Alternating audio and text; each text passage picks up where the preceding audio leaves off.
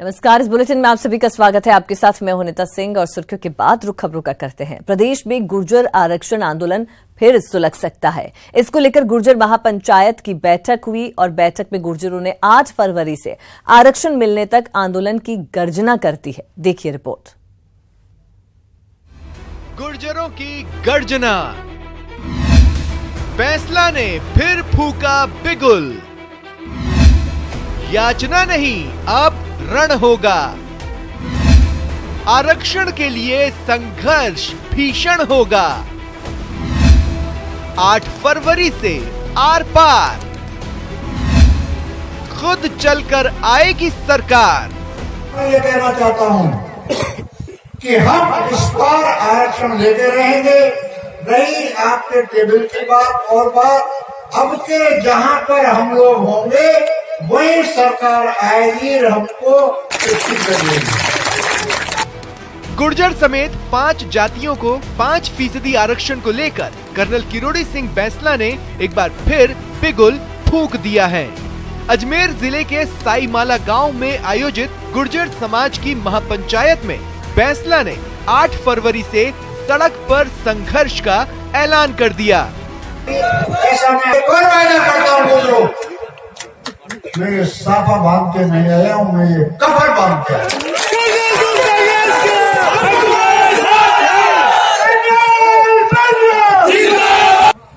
आप मेरे पर विश्वास रखो, मैं आपके ऊपर विश्वास रखूं। जब सवर्णों को 10 दिन में मिल सकता है तो हमें मिलेगा। महापंचायत में किरोड़ी सिंह बैंसला ने सरकार को घोषणा पत्र की याद दिलाई। उन्होंने समाज के लोगों से 8 फरवरी से आरक्षण मिलने तक सड़क पर जमे रहने का आह्वान कर डाला। उन्होंने कहा कि इस बार लड़ाई आर पार की है।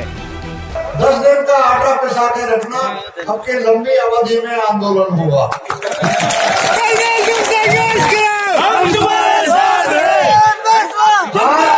तैयार होके आ जाना, और जहाँ कहीं भी कोई भी गुर्जर है, कोई भी बंजारा है, कोई भी गाड़िया लोहार है, उसको दी हुई जगह पे आने का मैं निमंत्रण देता हूँ, पीले चावल पेश करता हूँ।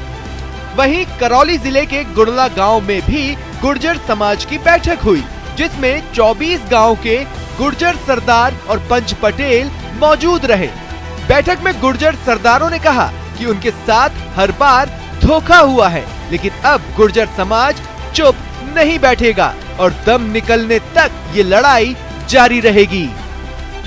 आज 12 गांव और आसपास की जितनी भी गुर्जर सरदारी थी, आरक्षण के 8 तारीख को आंदोलन की घोषणा के उपलक्ष्य में रणनीति बनाने के लिए यहाँ पर बैठक आयोजित की गई।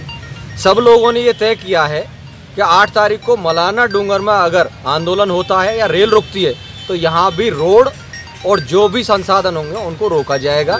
कर्नल बैंसला साहब से बात हो गई है, उन्होंने आदेशित कर दिया है, हम लोगों को इंतजार के लिए कहा है, और सारे लोग, सारा समूह एकजुट है और एकजुट होकर के आंदोलन करने के लिए तैयार है, जब तक 5% आरक्षण नहीं मिल जाता तब तक। मई 2007 में गुर्जर आरक्षण आंदोलन की शुरुआत हुई थी और अब तक 72 गुर्जर युवा इस आंदोलन की भेंट चढ़ चुके हैं। आरक्षण हाथ में आया भी, लेकिन फिर निकल गया। समाज वहीं का वहीं रह गया।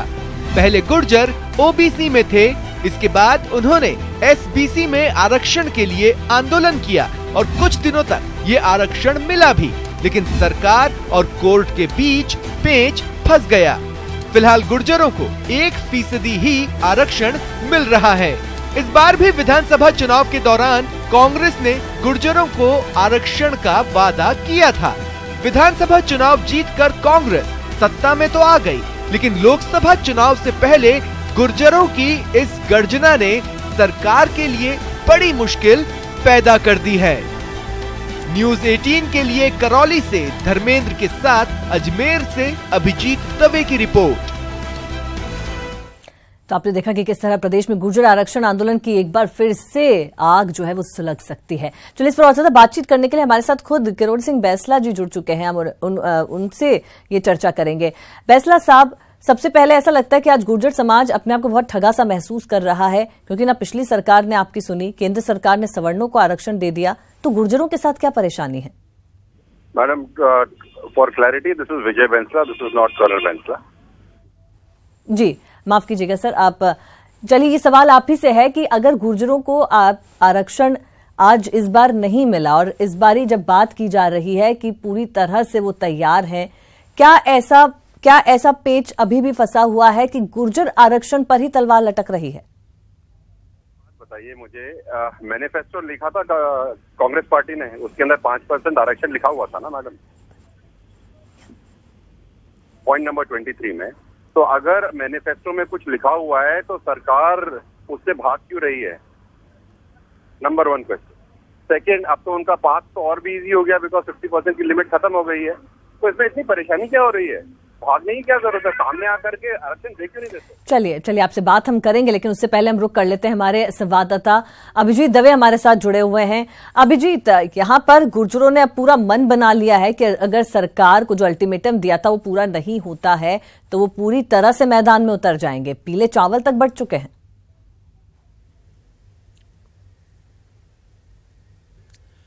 देखिए अनिता, बिल्कुल 12 साल का लंबा वक्त जो है वो गुर्जर समाज को लगा है अपनी इस 5% आरक्षण की मांग को लेकर, और ये मांग जो है वो चंद महीनों के लिए ही पूरी हुई थी। लेकिन जैसा आपने बताया था कि सरकार और कोर्ट के विवाद के चलते वो 5% से वापस 1% आरक्षण पहुंच गया था, और इस दरमियान 72 समाज के लोगों ने जो है अपनी जान यहां पर इस आंदोलन के तहत दी है। तो इस बार जब यह आंदोलन शुरू किया गया है विधानसभा चुनाव के बाद में और लोकसभा चुनाव से पहले, तो इसे इस रूप में समझना चाहिए कि ये एक आर पार की लड़ाई है। कर्नल किरोड़ी सिंह बैंसला खुद इस चीज को कहते हैं कि इस बार नाउ और नेवर की स्थिति में है गुर्जर समाज, और ये आंदोलन जो है वो आरक्षण मिलने तक जारी रहेगा।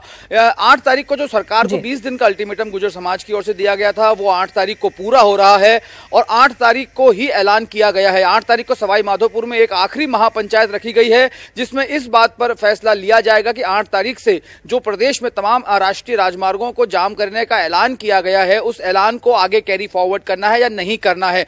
सरकार के पास में अगर कहा जाए तो जो वक्त है वो 7 फरवरी तक का वक्त है, या यूं कहें कि 8 फरवरी के हालातों को देखने के बाद तक का वक्त है, क्योंकि 8 तारीख को जो महापंचायत सवाई माधोपुर जिले में आयोजित होगी उसमें इस चीज को लेकर तयशुदा बात है कि आंदोलन को आगे बढ़ाया जाएगा। क्योंकि कर्नल बैंसला ने अजमेर के साईमाला में आज जो महापंचायत की उसमें जो अपना संबोधन दिया तो उन्होंने आग्रह किया है समाज के लोगों से कि हर परिवार जो है वो 10 दिन का राशन अपने पास सहेज के रखे, क्योंकि ये आंदोलन जो है काफी लंबा चलने वाला है और सरकार जो है सड़क पर आकर ही आरक्षण की चिट्ठी जो है वो सौंपेगी। चलिए अभिजीत आपको यहाँ पर रोकना चाहूंगी। खुद किरोड़ी सिंह बैंसला हमारे साथ फोन लाइन पर जुड़ चुके हैं, बात हम उनसे करते हैं। बैंसला साहब, आप पूरी तरह से आंदोलन के मूड में हैं, ऐसा लग रहा है गुर्जर समाज बहुत अपने आप को ठगा सा महसूस कर रहा है। जब सवर्णों को आरक्षण मिल सकता है तो गुर्जरों से क्या परेशानी, क्या दिक्कत? देखिए, हमने सरकार को अल्टीमेटम दिया था 20 डेज का जी। Within 20 days the government should consider our request and give our reservation to us 5%. Ji. Why? Because the central government has given 10% to the EBC of Samaj. When they have been given, why not we? And it is in the manifesto. Ji. It is in the manifesto.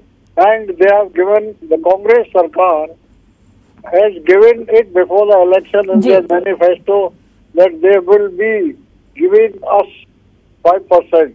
If they come into power, and now they have come into power, it is mandatory on their part to oblige us to give us. जी, लेकिन बैंसला साहब, खुद जो deputy CM है सचिन पायलट जी, उन्होंने ये बात कही है कि आपकी बात को सुना गया है और इस पर वर्कआउट किया जाएगा। तो कहीं ऐसा नहीं लगता कि थोड़ा सा वक्त सरकार को देना चाहिए कि आप क्या वो आपके सामने पेशकश रखते हैं, उसके बाद अगर आप आंदोलन पर जाते? सर, जब 7 दिन में जी केंद्र ने दे दिया तो मैंने तो उनको 20 डेज दिए हैं जी। Where is the problem? जी किरोड़ी जी, लेकिन कुछ चीजें अभी भी कोर्ट में कहीं कुछ पेच फंसे हुए हैं। पिछली सरकार ने तो 5 साल लगा दिए। बीजेपी ने तो पिछले 5 साल लगा दिए, लेकिन तब भी ये मसला नहीं सुलझ पाया, तब भी आपकी जो मांग थी वो पूरी नहीं हो पाई। They gave us 5% for 14 months. It was passed by the High Court. Ji. Thereafter they passed another bill which was hushed up by the High Court. जी। तो आपको क्या लगता है कि ये सरकार, कांग्रेस की सरकार, आपकी बात को मानेगी? government to give us our dues. जी किरोड़ी जी, आप लोग पिछले 12-14 सालों से इस चीज के लिए लड़ रहे हैं। सुनिएगा आप सब। I request the media to cooperate and help us out in getting our dues. हम कोई आरक्षण मॉन्गर नहीं है जी। We want peace in the state. We want tranquility in the state. We want progress in the state. जी चलिए किरोड़ी जी, एक बार दर्शकों को भी और सभी को भी सुनवाते हैं कि क्या कुछ कहा है डिप्टी सीएम सचिन पायलट ने। करेंगे, कमिटमेंट है उसका।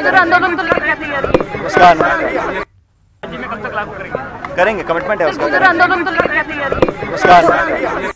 सुना आपने किरोड़ी जी, इन्होंने साफ कहा है, सचिन पायलट जी बात कह रहे हैं कि हमारा कमिटमेंट है और हम इसको पूरा करेंगे, चाहे कुछ भी करना हो, किसी भी तरह का पेंच अगर फंसता है, लेकिन हम उसको पूरा करने की पूरी कोशिश यहां पर की जाएगी। तो इथे हमारे साथ किरोड़ी सिंह बैंसला जिन्होंने अपनी बात रखी, उन्होंने कहा कि जब सवर्णों को आरक्षण 7 दिन में मिल सकता है तो गुर्जरों के साथ क्या परेशानी है। और वो करते हैं अभिजीत दवे, हमारे सहयोगी हमारे साथ जुड़े हुए हैं। अभिजीत, जिस तरह से जो रणनीति बनाई जा रही है अब गुर्जर इस महापंचायत के बाद और गुर्जर आरक्षण आंदोलन जो अब एक बार फिर से ऐसा लगता है कि उसकी चिंगारी एक बार फिर भड़क उठी है, तो क्या रणनीति रहने वाली, क्योंकि ये भी कहा जा रहा है कि इस बार पूरी बागडोर युवाओं के हाथ में दी जाएगी।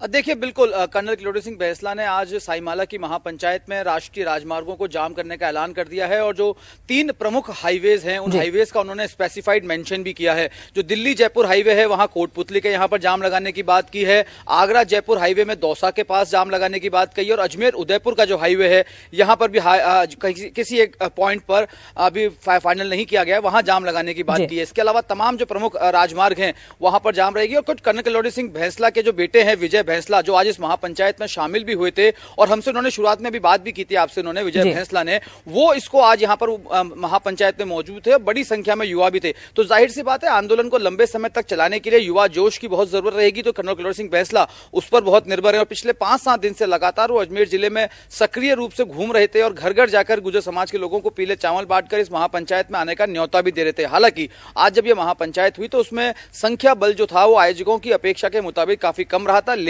लेकिन वहां पर यह ऐलान कर दिया गया है। तो अभी इस ऐलान के बाद इसको इस रूप में देखा जा सकता है अनीता कि इस ऐलान के साथ साथ एक संदेश भी कर्नल बैंसला ने दिया है जो इस चीज की ओर इंगित करता है कि यह आंदोलन एक दिन का नहीं होगा, यह आंदोलन लंबे समय तक चलेगा। उन्होंने हर घर से 10 दिन का राशन भी जमा रखने के लिए कहा है।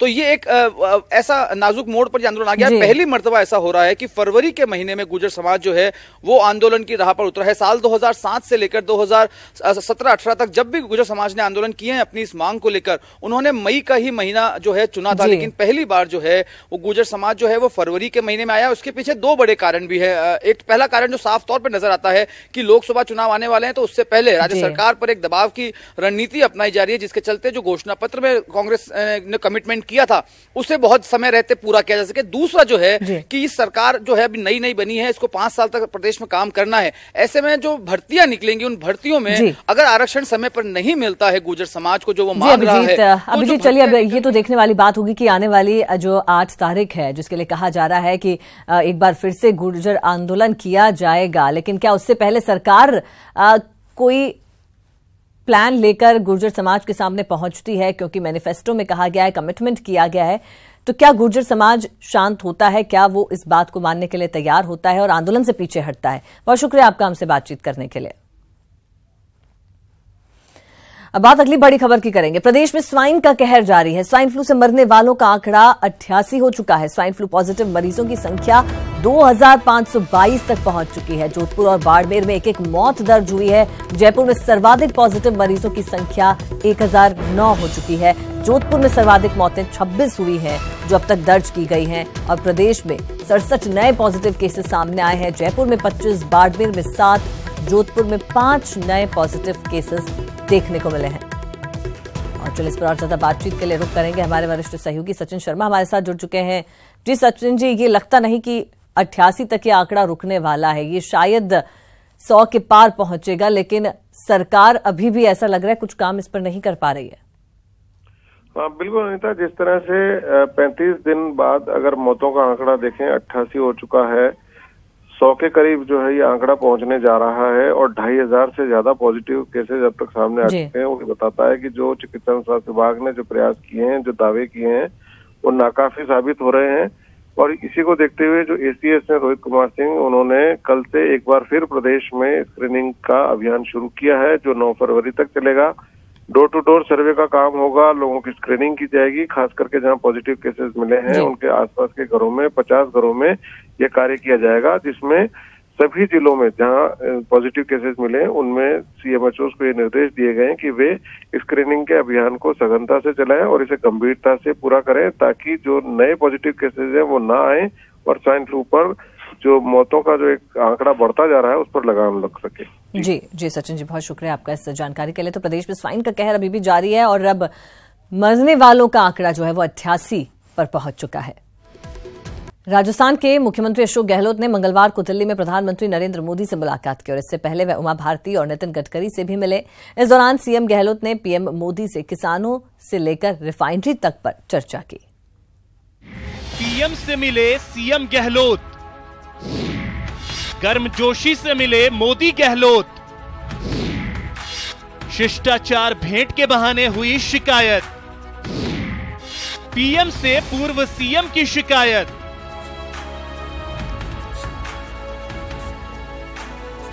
तमाम बातों पे बहुत पॉजिटिव बात हुई है। हमलावर तेवर के अपने फायदे हैं, जिसमें जीत पर वाहवाही और हार पर जनता की हमदर्दी मिलती है। और ये बात सूबे के सीएम अशोक गहलोत से बेहतर कौन समझ सकता है। तभी दिल्ली प्रवास पर मुख्यमंत्री गहलोत ने पीएम से शिष्टाचार भेंट की, लेकिन इस भेंट के बहाने पीएम मोदी से पूर्ववर्ती सरकार की शिकायत भी कर डाली। अच्छी मीटिंग हुई। हमने उनको जो प्रोजेक्ट थे राजस्थान के अंदर उनके बारे में बताया कि जो पेंडिंग है, रिफाइनरी का है, मेट्रो का था, ब्रॉडगेज बननी थी आदिवासियों के अंदर, करौली टोंक जुड़ने थे, मेमो कोच फैक्ट्री लगनी थी राजस्थान में, सब काम 5 साल बंद पड़े वहाँ पर। इससे पहले सीएम गहलोत ने केंद्रीय पेयजल एवं स्वच्छता मंत्री उमा भारती से मुलाकात की। उमा भारती ने पेयजल परियोजना के लिए 400 करोड़ रुपए की मदद का भरोसा दिया। भारत में सबसे ज्यादा पीने के पानी के संकट से जो कोई राज्य जूझता है वो राजस्थान है और इसलिए हमारा जो मंत्रालय है ड्रिंकिंग वाटर का, वह पूरी तरह से राजस्थान का सहयोग करेगा। हम इसमें हर तरह से राजस्थान को पीने के पानी के समाधान के लिए सहयोग करने के लिए तैयार हैं। प्रधानमंत्री से शिष्टाचार मुलाकात और उमा भारती से 400 करोड़ के भरोसे के बाद सीएम अशोक गहलोत सीधे प्रियंका गांधी के आवास पहुंचे और महासचिव बनने की बधाई दी। न्यूज़ 18 राजस्थान के लिए दिल्ली से अभिषेक आढ़ा की रिपोर्ट। अब बड़ी खबर आपको बता दें, कर्ज माफी का गणित हम यहां आपको बताने वाले हैं। 2 हेक्टेयर से ज्यादा जमीन वाले 8,50,000 किसानों को लाभ मिलेगा। इनमें से ज्यादातर किसान पश्चिमी राजस्थान से हैं। इन किसानों के पास जमीन ज्यादा है लेकिन उपज कम है। पिछली सरकार में अनुपातिक रूप से इनकी कर्ज माफी हुई थी, जितनी ज्यादा जमीन उतनी कम कर्ज माफी। अब सरकार इनका पूरा कर्जा माफ करेगी। पुरानी कर्ज माफी की राशि इसमें समायोजित की जाएगी।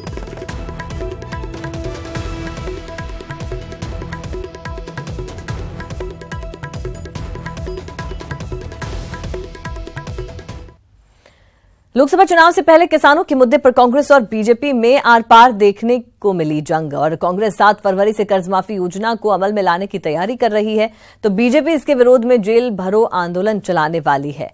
वार और पलटवार के बीच कांग्रेस का सवाल है कि कर्ज माफी पर किसानों को धोखा देने वाली बीजेपी कांग्रेस की योजना का विरोध क्यों कर रही है।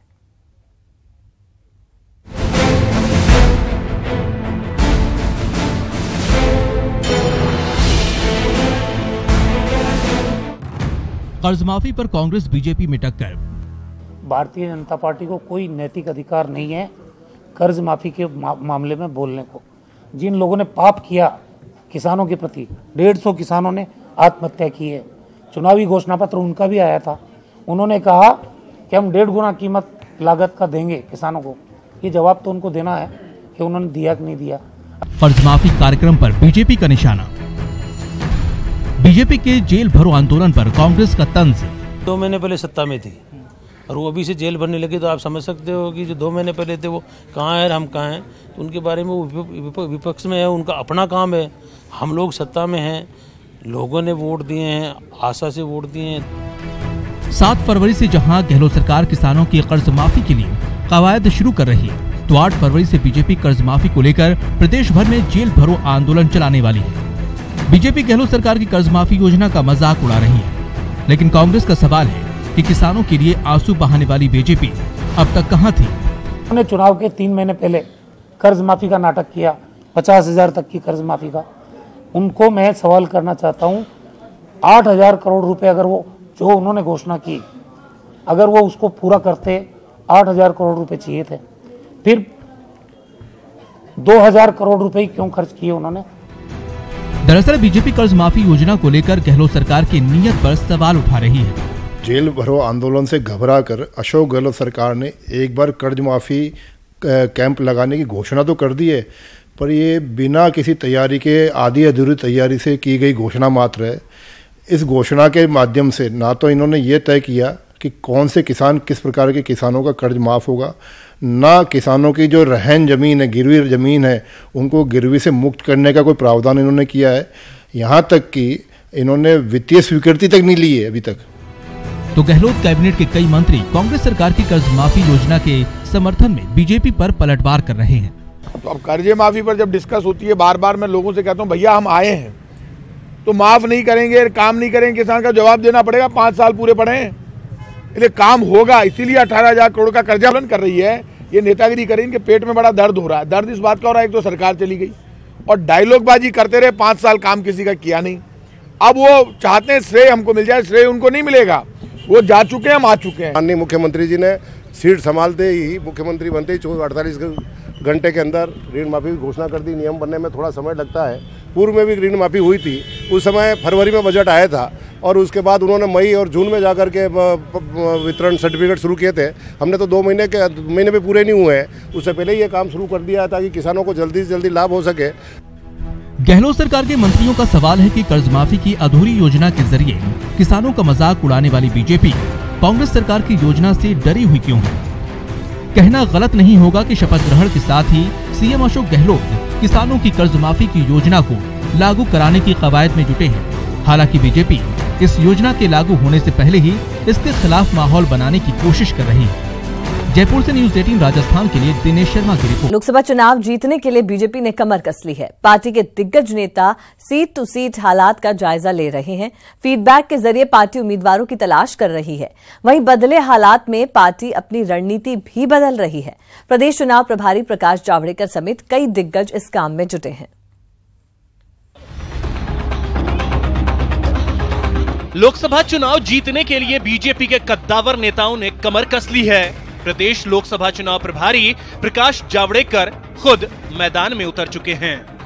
जावड़ेकर ने अलवर में जाकर पार्टी के हालात का जायजा लिया, तो सुधांशु त्रिवेदी ने दौसा में कार्यकर्ताओं से मुलाकात कर वहां का जायजा लिया, तो राजेंद्र राठौड़ आज उदयपुर पहुंचे।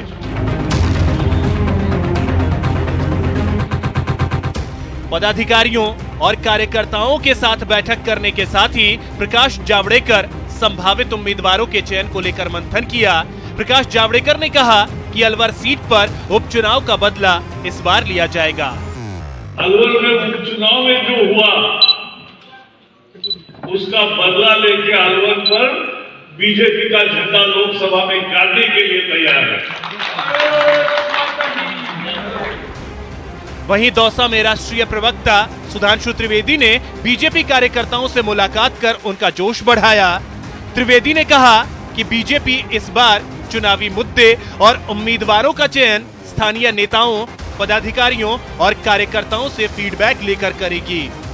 देश भर में 4000 विधानसभाओं से लोगों के फीडबैक लिए जाएंगे, यानी जनता क्या सोचती है, वो क्या अपेक्षा करती है सरकार से, उसके आधार पर हम अपना संकल्प पत्र बनाएंगे। तो इसका अर्थ ये हुआ कि हम मुद्दों के बारे में, तमाम विषय वस्तु के बारे में और फिर उसके साथ ही साथ उम्मीदवारों के बारे में भी एक व्यापक फीडबैक के कार्यक्रम के तहत चल रहे हैं। तो उपनेता प्रतिपक्ष राजेंद्र राठौड़ ने उदयपुर में कहा कि बूथ से लेकर जिले तक के बीजेपी कार्यकर्ता जीत के लिए चुनाव में जुटेगा। बूथ से लेकर जिले तक भारतीय जनता पार्टी का कार्यकर्ता एक ध्येय, एक उद्देश्य के साथ नरेंद्र जी मोदी को पुनः प्रधानमंत्री बनाने के लिए कमर कस के इस चुनाव में लगेगा। जहां प्रभारी नेता सीट टू सीट जायजा ले रहे हैं, वहीं हर सीट पर दावेदारों की संख्या बढ़ती जा रही है। मैं दावेदारी इसलिए कर रहा हूँ कि विधानसभा चुनाव में मैं लड़ा नहीं। जिनको विधानसभा टिकट मिला है वो भी दावेदारी कर रहे हैं, अच्छी बात है, उनका किसी अवरोध नहीं है। पर विधानसभा चुनाव नहीं लड़ा तो अब लोकसभा चुनाव लड़ाया जाए। और मैं समझता हूँ कि मेरे को सीधा सीधा वोट पड़ने वाला है, चाहे वो ST SC का है, चाहे OBC की जातियों का है और चाहे जनरल जातियों का है, सभी का समर्थन निश्चित रूप से मेरे को मिलेगा। ये मेरा निवेदन था। मैंने भी ये कह दिया कि मैं टिकट मांग रहा हूँ।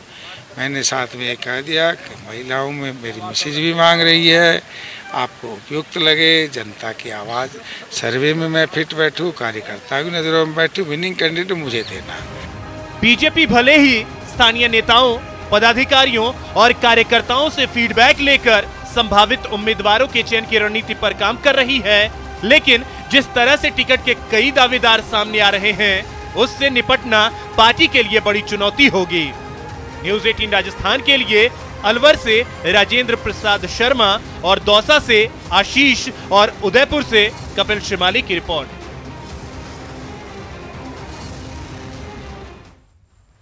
विधानसभा चुनाव में लाटपुरा सीट से टिकट नहीं मिलने को लेकर बीजेपी के पूर्व विधायक भवानी सिंह राजावत पार्टी से अभी तक नाराज चल रहे हैं।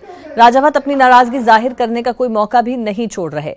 कटारिया की रायशुमारी के मंच से सैकड़ों बीजेपी कार्यकर्ताओं और पदाधिकारियों के बीच राजावत ने कह डाला कि जेल में बीजेपी कार्यकर्ता जाएं और पार्टी अपने सिद्धांतों को गिरवी रखकर टिकट कांग्रेस विचारधारा वालों को थमा दे। ऐसा नहीं चलेगा। पिछले दिनों कोटा बूंदी लोकसभा सीट पर राजावत ने खुलकर दावेदारी पेश करते हुए कहा था कि ये सीट किसी की जागीर नहीं है। मैं 40 साल पुराना नेता हूं, इसलिए टिकट का मजबूत दावेदार भी हूं।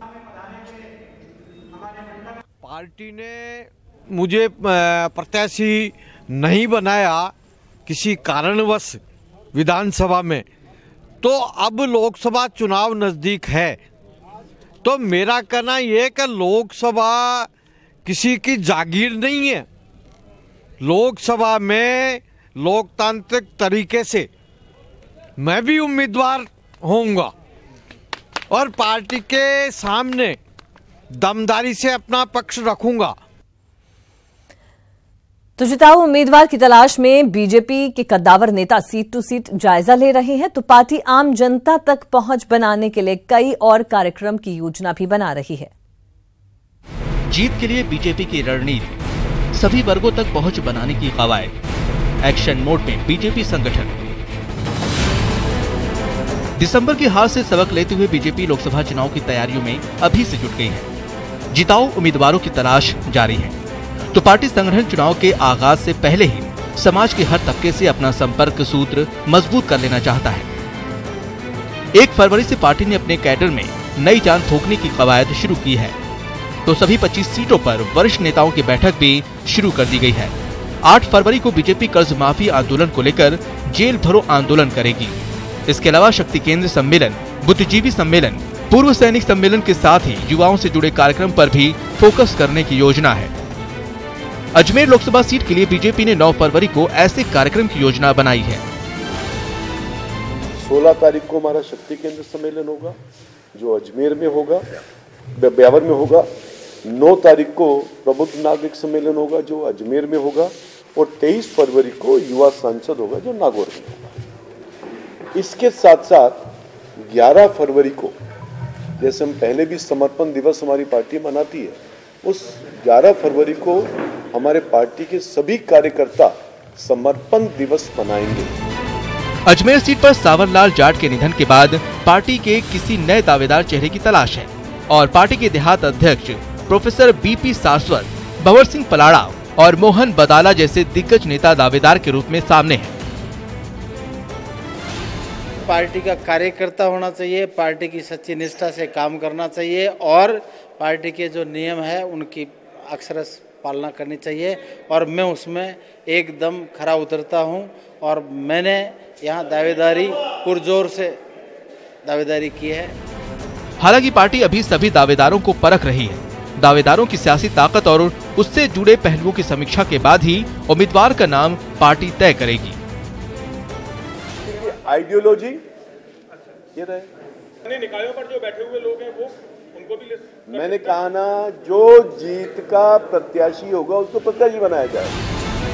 लोकसभा उपचुनाव में पार्टी को इस सीट की सभी 8 विधानसभा सीट पर हार का सामना करना पड़ा था, लेकिन विधानसभा चुनाव में इन 8 में से 4 सीट पर जीत दर्ज कर बीजेपी ने वापसी की है और लोकसभा चुनाव में पार्टी पूरे दम से चुनाव लड़ने की तैयारी कर रही है।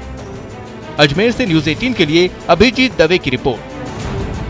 अब बात असली असर की। जयपुर से झालावाड़ की ओर जा रही रोडवेज बस के नदी में गिरने की खबर को न्यूज़ 18 राजस्थान ने प्रमुखता से दिखाया और इस दौरान हमने पुल को लेकर स्थानीय लोगों की मांग को भी प्रमुखता से सरकार के बीच रखा। साथ ही वर्तमान विधायक से भी आश्वासन लिया कि वे जल्द इस जगह पर सुरक्षित पुल बनाएंगे। हमारी इस कवरेज पर NHAI के अधिकारियों ने इस पुल को नगरपालिका के सुपुर्द कर दिया। नगरपालिका ईओ भी मौके पर पहुंचे और ब्रेकर, RCC की दीवार और साइन बोर्ड लगाने का काम शुरू करवाया गया। SDM चाकसू से न्यूज़ 18 राजस्थान के साथ ये जानकारी साझा की। पहले ही दी जा चुकी है और उसकी कार्रवाई भी शुरू हो गई है। अभी NHAI वालों ने बताया इसको नगरपालिका को ट्रांसफर कर दिया गया है और नगरपालिका ईओ भी यही है और उन्होंने आदेश भी दे दिए। दोनों तरफ हम ब्रेकर बनवा रहे हैं और इसको RCC में इसको दीवार को बनवा रहे हैं और पेड़ों की छंगाई करा के बोर्ड लगवा रहे हैं दुर्घटना संभावित क्षेत्र के। ये काम आज शाम तक, कल सुबह तक पूरा हो जाए। और अब आपको दिखाते हैं कि आज जयपुर के चाकसू में क्या हुआ।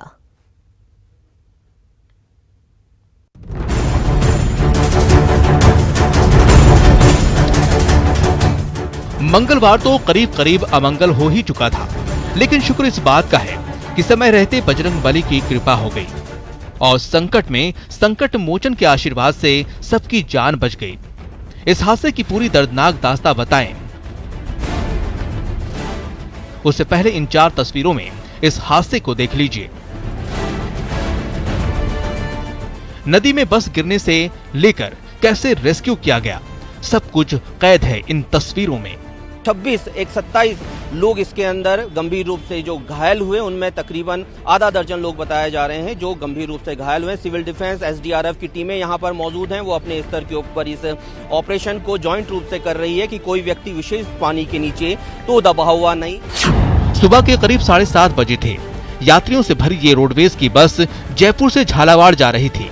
बस में 20 से ज्यादा यात्री सवार थे। अचानक चाकसू में ये बस नदी में जा गिरी और मौके पर चीख पुकार मच गई। खबर लगते ही मौके पर SDRF, सिविल डिफेंस की टीम पहुंच गई और फिर शुरू हो गया रेस्क्यू। एक एक कर यात्रियों को बस से सुरक्षित बाहर निकाला जाने लगा। रेस्क्यू में नाव की मदद ली गई, क्रेन की मदद ली गई। आखिरकार घंटों की मेहनत रंग लाई और सभी यात्रियों की जान बच गई। सूचना ये रोडवेज बस की गिरने की मिली थी, जिसमें से कंडक्टर से बात हुई तो 23 सवारियों के टिकट कटे थे। एक कंडक्टर ड्राइवर थे। ट्रैक्टर वाला आ गया, लाइट देते से तो मेरी गाड़ी रुकी नहीं और पुलिया में पूरी गाड़ी। सर, हमें सूचना मिली थी चाकसू की यहाँ पे रोडवेज बस पलट गई है। जैसे हमें सूचना मिली हेडक्वार्टर से, तुरंत 5 मिनट के रेस्पॉन्स में 2 टीमें यहाँ पहुँच गई है। कोई मेजर इंजरी नहीं है, 2-4 थी जो उनको भेज दिया, हम रेफर कर दिए, उनको भेज दिया गया है। हादसा हुआ है, लेकिन बार बार इसी पुलिया पर हादसे क्यों होते हैं, उसे लेकर नेता से लेकर स्थानीय तक सवाल उठा रहे हैं। नहीं, यहाँ पे पहले भी बहुत सारी कैजुअलिटी हो चुकी है। आज बात करके इस रोड को चौड़ा कराने की बात करेंगे। हालांकि अब चाकसू के विधायक वादा कर रहे हैं कि जल्द पुलिया को दुरुस्त किया जाएगा ताकि आगे से ऐसा कोई हादसा न हो। अब देखना होगा कि वादा को अमली जामा कब पहनाया जाता है और कब मौत की इस पुलिया से वाहन आराम से गुजर पाएंगे। जयपुर से न्यूज़ 18 राजस्थान के लिए राकेश गुसाई की रिपोर्ट। और चलिए अब बात करते हैं आग के तांडव की। प्रदेश में आज आग ने 4 जगहों पर रौद्र रूप दिखाया, जिससे हर तरफ हाहाकार मच गया।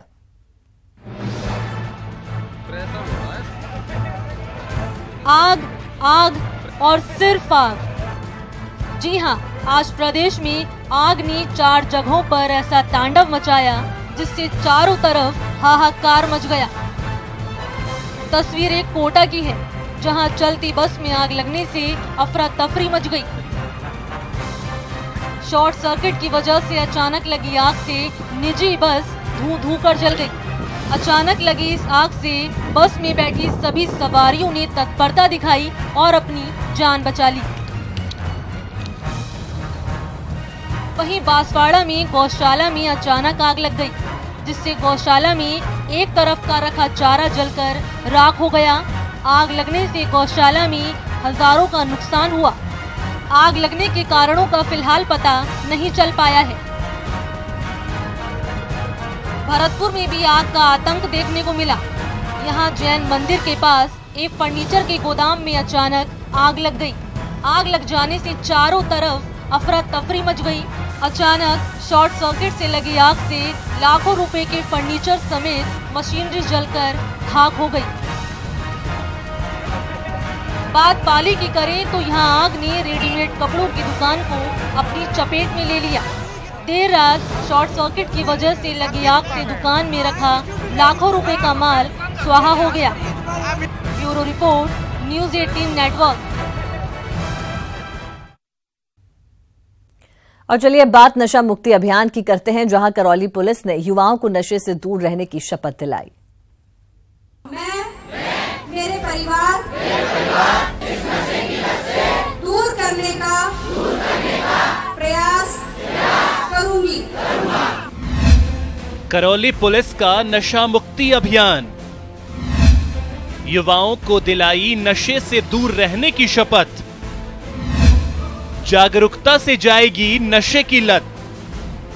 जी हां, युवाओं को नशे से दूर करने के लिए करौली पुलिस ने नशा मुक्ति अभियान चलाया है, जहां युवाओं को नशे से दूर रहने के लिए जागरूक किया जा रहा है। और इसके लिए खुद एसपी प्रीति चंद्रा ने युवाओं को नशे से दूर रहने की शपथ दिलाई। दूर करने का प्रयास करूंगी। इस मौके पर एसपी प्रीति चंद्रा ने युवाओं को नशे से होने वाले नुकसान के बारे में बताया।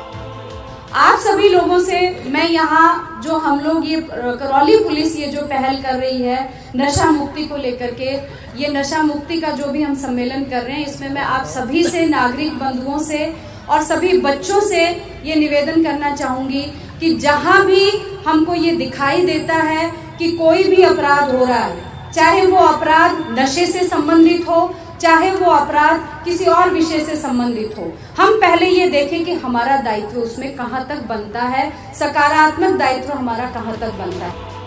न सिर्फ युवाओं को नशे से दूर रहने की शपथ, बल्कि करौली में पुलिस नशे के कारोबार पर तेजी से नकेल की कवायद शुरू कर दी है। अगर बच्चा नशा करता है तो कहेंगे भाई सप्लायर को पकड़ो, ये सप्लायर यहाँ सप्लाई कर रहा है। उस सप्लायर को वो वहाँ पे बिजनेस करने का मौका किसने दिया है? हमने दिया है, हमारे समाज ने दिया है। हम क्यों उससे स्नैक खरीद रहे हैं? क्यों नहीं हम उस स्नैक बेचने वाले का धंधा ही बंद करा दें? अगर आपके यहाँ कोई स्नैक नहीं खरीदेगा, वो कोई नई जगह ढूंढेगा। जाहिर है करौली पुलिस की पहल अच्छी है। युवा पीढ़ी को नशे से दूर रखने के लिए जागरूक करना जरूरी है, लेकिन सिर्फ शपथ लेने भर से ये मुक्ति नहीं मिलेगी। जागरूकता पथ पर भी चलना पड़ेगा। न्यूज़ 18 के लिए करौली से धर्मेंद्र की रिपोर्ट। एवं लोगों को इस नशे से दूर रहने के लिए। और चलिए बढ़ते अगली खबर की ओर। मान लीजिए कि आपको याद नहीं आ रहा कि इस समय अमेरिका का राष्ट्रपति कौन है, तो आप क्या करते हैं? गूगल बाबा की शरण लेते हैं। लेकिन रतनगढ़ के लोग शरण लेते हैं गूगल बच्चों की। नहीं समझे तो देखिए ये खबर। सुनकर भी नहीं हो रहा यकीन, देखकर भी विश्वास करना मुश्किल। अद्भुत, अकल्पनीय, अविश्वसनीय, लेकिन ये सच है। आप भी मिलिए रतनगढ़ के रत्नों से। विशेष कटेवा, उम्र 9 साल। गौरव कटेवा, उम्र 6 साल। उम्र भले ही कच्ची है, लेकिन ज्ञान इतना पक्का है कि आप इन्हें गूगल बॉय कहने पर मजबूर हो जाएंगे। बेटा भारत का पहला प्रधानमंत्री कौन है? जवाहरलाल नेहरू। दूसरा? तीसरा? इंदिरा गांधी। चौथा? राजीव गांधी। पांचवा? छठा? इंदिरा गांधी। सातवां? राजीव गांधी। आठवां? कितने खिलाड़ी थे? एक। Badminton tennis? एक होता है दो। Table tennis? एक होता है दो। पोलो में? चार। बास्केटबॉल में? पाँच। वॉलीबॉल में? छह। कबड्डी? सात। Water polo? सात। जिम्नास्टिक? आठ। बेसबॉल? नौ। खो खो? नौ। क्रिकेट? 11। 3 घंटे में जनरल नॉलेज के 3000 सवालों के जवाब। आप दंग हुए तो क्या हुआ, जो भी इनसे मिलता है दंग हुए बिना नहीं रह पाता है। रतनगढ़ के ये रतन हैं सुरेंद्र कटेवा के, जो खेती बाड़ी के जरिए अपनी गुजर बसर करते हैं। सुरेंद्र कटेवा के तीनों बच्चे विशेष, तनवीर और गौरव एक से बढ़कर एक हैं। तीनों ही बच्चों को जनरल नॉलेज से गहरा लगाव है और अब इन्होंने 10 घंटों में 10,000 सवालों के जवाब देने को अपना लक्ष्य बनाया है। खेल हो, सियासत हो या फिर दुनिया का भूगोल, कोई भी जानकारी चाहिए, चले आइए इन गूगल बच्चों के पास। जैसे 1975 का वर्ल्ड कप, वेस्ट इंडीज, 1979 का, 1983 का, इंडिया, 1987 का, ऑस्ट्रेलिया, 1992 का, पाकिस्तान, 1996 का, श्रीलंका, 1999 का, ऑस्ट्रेलिया, 2003 का, ऑस्ट्रेलिया, 2007 का, ऑस्ट्रेलिया, 2011 का। इंडिया। द्वारा शरीर का ताप मापने के लिए प्रयुक्त उपकरण कौन सा है? थर्मामीटर। कच्छ का रण भारत के किस राज्य में है? गुजरात। क्रिकेट इतिहास में सबसे ज्यादा रन किसने बनाए? सचिन तेंदुलकर। इनकी प्रतिभा को कई अधिकारियों और स्वयंसेवी संस्थाओं से सम्मान मिल चुका है। पिता सुरेंद्र कटेवा ने तीनों बच्चों के लिए पढ़ाई से लेकर खेलकूद और एक्सरसाइज की सभी सुविधाओं को अपने फार्म हाउस पर इंतजाम कर रखा है। इतना ही नहीं, 2023 में सुरेंद्र भी अपने बच्चों के साथ 10वीं की परीक्षा में बैठेंगे। न्यूज़ 18 राजस्थान के लिए चूरू से मनोज शर्मा की रिपोर्ट। और इस बुलेटिन में फिलहाल के लिए इतना ही। दीजिए इजाजत। आप देखते रहिए न्यूज़ 18 राजस्थान।